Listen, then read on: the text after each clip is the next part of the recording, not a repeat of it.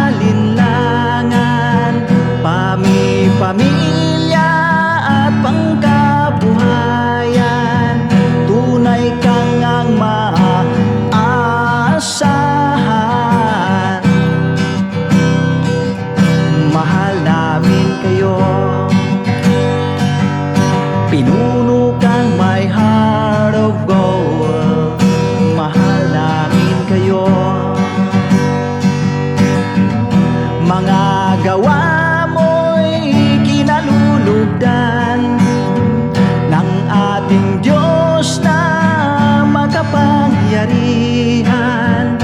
Pinuno kang my heart of gold. Mahal namin kayo, mahal namin kayo. Pinuno kang my heart of gold. Mahal namin kayo, minahal kayo ng mga tao. Kahit sa panig nitong mundo, pagkat mayroon kayong heart of gold. Mahal namin kayo, mahal namin kayo.